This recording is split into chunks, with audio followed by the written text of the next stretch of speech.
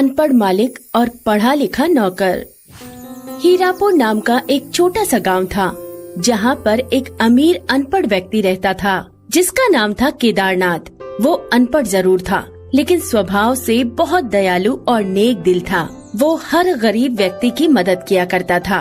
केदारनाथ का एक छोटा भाई था, जिसका नाम था धीरज। लेकिन धीरज पढ़ा लिखा, चालाक और लालची स्वभाव का था, जिसकी नजर शुरू से ही केदारनाथ की धन संपत्ति पर थी, जिसे वो हड़पना चाहता था। एक दिन उस गांव का सोनू नाम का व्यक्ति केदारनाथ से बोला, बुरा मत मानिए केदारनाथ जी, लेकिन आपके अनपढ़ होने का फायदा कोई भी बहुत आसानी से उठा सकता है, क्योंकि आपके पास किसी भी चीज की कोई कमी नहीं है। हो सकता है आपके परिवार वाले ही आपका फायदा उठा ले। सोनू भाई, तुम्हें तो पता ही है, मेरे परिवार के नाम पर बस मेरा एक छोटा भाई है, जो अपने परिवार के साथ रहता है। उसके अलावा इस दुनिया में मेरा कोई नहीं है। और वैसे भी पढ़ लिख कर मैं क्या करता, इतना ज्ञान तो मुझे है ही कि किससे क्या बात करनी चाहिए। आपकी बात तो सही है, लेकिन एक वक्त ऐसा आएगा जिस दिन आपको पढ़ाई की अहमियत समझ आएगी, और उसी दिन आपको अनपढ़ होने का पछतावा होगा। केदारनाथ और धीरज का घर अलग अलग होने की वजह से दोनों आपस में ज्यादा मिल नहीं पाते थे।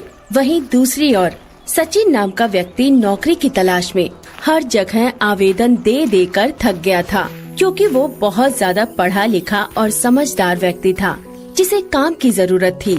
सचिन के बहुत काम तलाश करने के बाद आखिर उसे केदारनाथ के घर का पता चलता है, और वो उनके घर काम की बात करने जाता है। जिसके बाद केदारनाथ उसे काम के बारे में बताते हुए और परिवार के बारे में पूछते हुए कहता है, तुम्हारे बात करने का तरीका और दिखने में तो बहुत अच्छे घर के लगते हो, लेकिन फिर ये घर का काम क्यों करना चाहते हो?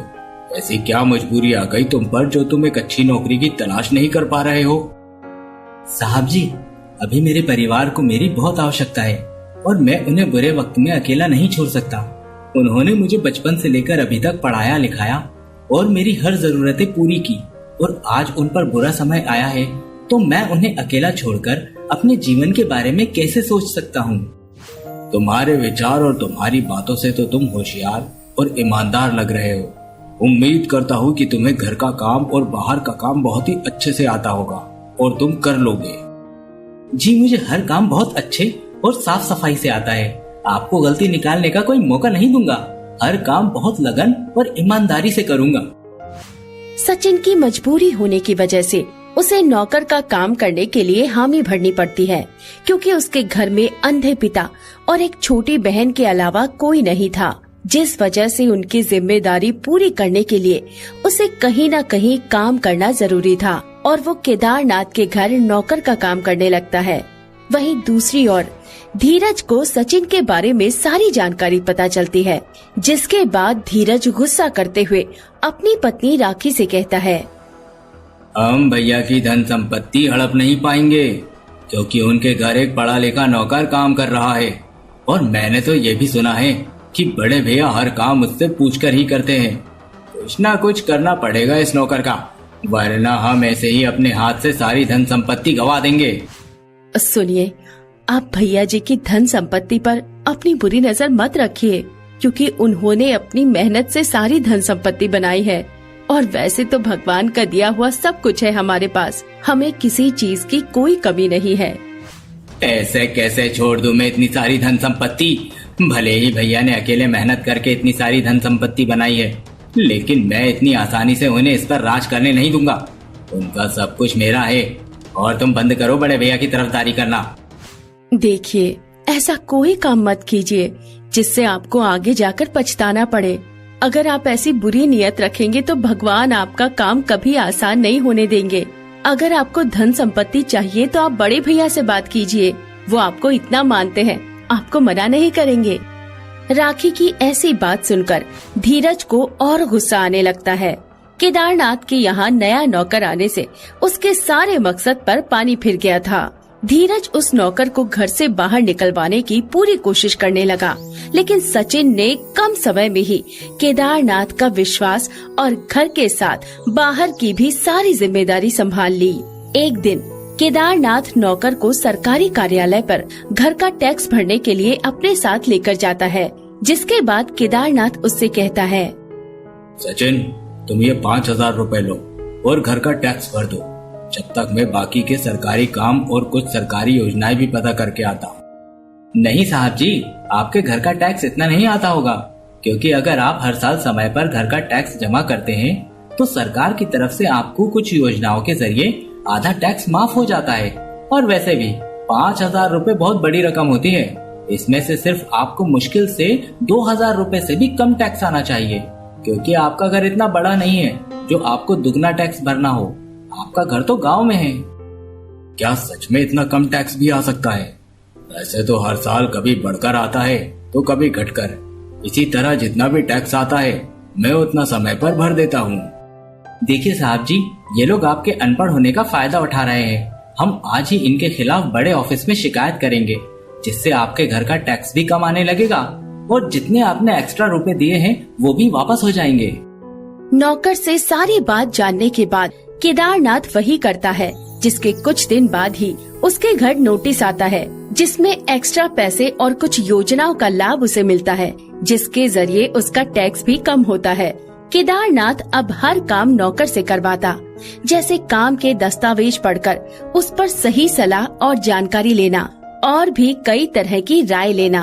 एक दिन सचिन से मिलने उसकी बहन आती है और उसे घर के काम करते देख कहती है, भैया, अगर पिताजी आपके इस काम के बारे में सुनेंगे तो उन्हें बहुत बुरा लगेगा, क्योंकि उन्होंने आपको बहुत उम्मीद से पढ़ाया है ताकि आप एक इज्जतदार और अच्छी नौकरी कर सको, लेकिन आप तो घर के नौकर का काम कर रहे हो सिर्फ हमारे लिए। अरे नहीं रानी, पिताजी को मत बताना, वो मेरी बहुत फिक्र करेंगे। अभी तुम यहाँ से चली जाओ। जैसे ही मेरी इस महीने की सैलरी आएगी उससे तुम पिताजी का अच्छे हॉस्पिटल में इलाज करवाना। भैया, मजबूरी इंसान से क्या क्या नहीं करवाती। अगर पिताजी को संभालना ना होता तो मैं भी आपकी मदद करती। केदारनाथ को पढ़ा लिखा नौकर मिल जाने की वजह से बहुत फायदा होने लगा। धीरज ये सब देखकर बहुत ज्यादा जलने लगा था, क्योंकि उसे केदारनाथ की जमीन जायदाद जो हड़पनी थी। धीरज अपना मकसद आसानी से पूरा कर सके, इसलिए धीरज केदारनाथ के घर जाकर उसके कान भरते हुए उसे कहता है, बड़े भैया, ये नौकर मुझे कुछ ठीक नहीं लग रहा है।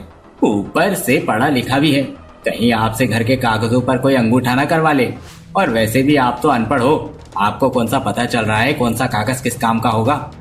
मुझे सचिन पर पूरा भरोसा है, वो ऐसी हरकत नहीं करेगा, क्योंकि उसे यहाँ आए बहुत दिन बीत चुके हैं और इन दिनों में मैं उसे बहुत अच्छे से जान चुका हूँ।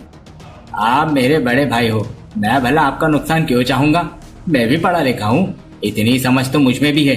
बेहतर यही होगा कि आप उसे काम से निकाल दे। पहले दिन तो केदारनाथ ने धीरज की बातों पर इतना गौर नहीं किया, जिस वजह से वो उस नौकर से कुछ नहीं कह सका। लेकिन धीरज पूरी कोशिश करते हुए केदारनाथ को नौकर के खिलाफ इतना भड़का देता है कि उसने नौकर को आखिरकार घर से बाहर निकालते हुए कहा, सचिन, मैं तुम्हारा हिसाब करके तुम्हें काम से निकाल रहा हूँ। मुझे तुम्हारे काम पर तो भरोसा है, लेकिन तुम्हारी पढ़ाई लिखाई पर नहीं, क्योंकि मैं एक अनपढ़ व्यक्ति हूँ, लेकिन मेरा भाई एक पढ़ा लिखा और समझदार व्यक्ति है। उसे हर पढ़े लिखे व्यक्ति के बारे में पता है कि कोई पढ़ाई के दम पर एक अनपढ़ व्यक्ति को कैसे बेवकूफ बना सकता है। अरे नहीं साहब जी, धीरज भैया बिल्कुल झूठ बोल रहे हैं। हर पढ़ा लिखा व्यक्ति एक जैसा नहीं होता। अगर मुझे आपके साथ कुछ गलत ही करना होता तो मैं आपको पढ़ने लिखने वाले सारे जरूरी काम में सही सलाह ना देकर गलत सलाह देता, जिससे आपका नुकसान और बढ़ जाता। बड़ा ही ढीठ नौकर है तू, निकल जा यहाँ से। मुझे पता है अब तक तूने बड़े भैया को बहला फुसलाकर उनके अनपढ़ होने का कुछ तो फायदा उठाया ही होगा और हमारे सामने सीधा बनने की कोशिश कर रहा है। तेरी ये चाल मेरे सामने नहीं चलेगी। धीरज ने बेइज्जत करके नौकर को घर से बाहर निकाल दिया और उसके जाते ही उसने अपना काम करना शुरू कर दिया और कहा कि नौकर ने आपसे गलत कागज पे अंगूठे के निशान लिए थे ताकि वो आपकी धन संपत्ति हड़प ले।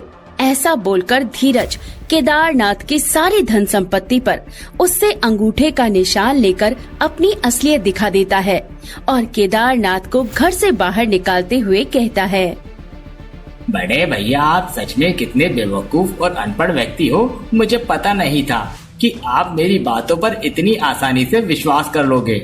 और हाँ, उस नौकर ने बिल्कुल सही कहा था, हर पढ़ा लिखा व्यक्ति एक जैसा नहीं होता। वो नौकर तो ईमानदार था, लेकिन मैं तो बेईमानी से अपनी सारी चाल चल रहा था ताकि आपकी ये धन संपत्ति पर मेरा ही अधिकार हो। अब मुझे पछतावा हो रहा है मेरे अनपढ़ होने पर। काश मैं थोड़ा बहुत पढ़ लिख लेता तो आज मेरे साथ ये सब नहीं होता। और सच ही कहा था गांव के सोनू ने, मुझे पढ़ाई की कीमत तभी समझ में आएगी जब मुझ पर ऐसी स्थिति आएगी। अब मैं सबको बताऊंगा तुम्हारी असलियत। अरे जाइए भैया, सब आप पर हंसने लगेंगे और कहेंगे अनपढ़ मालिक ने पढ़े लिखे नौकर पर भरोसा नहीं किया और इल्जाम छोटे भाई पर लगा रहा है। घर से निकलने के बाद केदारनाथ अपनी गलती का पछतावा करते हुए दूसरे गांव में जाकर लोगों से सहायता मांगता है और जैसे तैसे करके अपना गुजारा करता है। एक दिन अचानक से उसे सचिन नौकर दिख जाता है और वो तुरंत उसके पास जाकर अपनी गलती की माफी मांगता है और उसे सारी हकीकत बता देता है कि किस तरह धोखाधड़ी करके धीरज ने उसकी पूरी धन संपत्ति छीन ली। सचिन सारी बात जानने के बाद बहुत ज्यादा गुस्सा करने लगता है और केदारनाथ को तुरंत अच्छे वकील के पास ले जाकर धीरज के खिलाफ धोखाधड़ी का केस करवाता है। केदारनाथ ये सब देखकर मन में सोचते हुए कहता है, आज मुझे पता चल रहा है पढ़ाई का क्या महत्व है और पढ़ाई करने से जीवन में कितना परिवर्तन आ सकता है। सचिन के पढ़ा लिखा होने की वजह से धीरज के खिलाफ तुरंत कार्यवाही होती है और धीरज को पुलिस गिरफ्तार करके जेल में डालती है।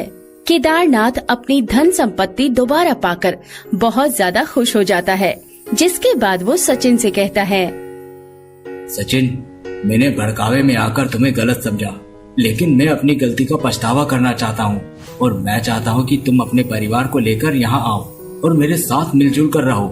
और हाँ, आज से तुम मुझे पढ़ना लिखना भी सिखाओगे ताकि आगे मेरे साथ कोई ऐसी धोखाधड़ी ना हो। मुझे माफ कर दीजिए साहब, लेकिन मैं अब दूसरी जगह काम कर रहा हूँ। सचिन, मैं तुम्हारी और तुम्हारे परिवार की जिम्मेदारी और सारी जरूरतें पूरी करूंगा और यहाँ तक कि तुम्हारी आगे की पढ़ाई में तुम्हारी मदद भी करूंगा। मुझे सिर्फ एक मौका दो ताकि मैं तुम्हारी इस स्थिति को बदल सकूं। केदारनाथ के बहुत विनती करने के बाद सचिन अपने परिवार को लेकर उसके यहाँ रहने आ जाता है, जिसके बाद केदारनाथ अब सचिन को नौकर नहीं बल्कि अपने बेटे की तरह समझने लगा था और सचिन भी केदारनाथ को पढ़ाना लिखाना शुरू कर देता है। कुछ दिन बाद अनपढ़ केदारनाथ एक पढ़ा लिखा व्यक्ति बन जाता है, जिसके बाद केदारनाथ अब अपने सारे काम खुद से ही करने लगता है। वहीं दूसरी ओर धीरज सजा काटकर केदारनाथ से मिलने अपनी पत्नी के साथ आता है और उससे कहता है, बड़े भैया, मुझे माफ कर दीजिए। मैं आपसे चलता रहा और आपकी बराबरी करने की कोशिश करता रहा, क्योंकि आपकी इस गांव में इतनी इज्जत और धन संपत्ति थी जितनी किसी की भी नहीं थी। लालच और खुदगर्जी में मैं इतना खो गया कि मुझे सही गलत का पता ही नहीं चला। जी बड़े भैया, इनसे गलती तो हुई है और इसकी सजा आप जो भी देना चाहते हैं दे सकते हैं, क्योंकि इन्होंने आपका अनपढ़ होने का फायदा उठाया और एक पढ़े लिखे ईमानदार नौकर को घर से बाहर निकाला। राखी, इसमें तुम्हारी कोई गलती नहीं है, बल्कि गलती तो मेरे अनपढ़ होने की थी, जो मैं सही और गलत का फैसला नहीं कर पाया। लेकिन अब मुझे पढ़ने लिखने के बाद एहसास हो रहा है कि पढ़ाई जीवन में कितनी जरूरी है।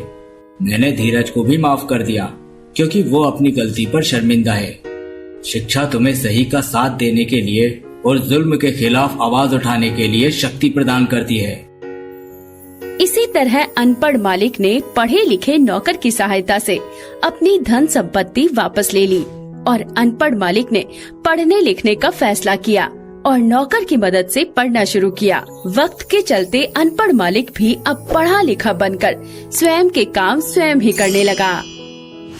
कहानी से सीख।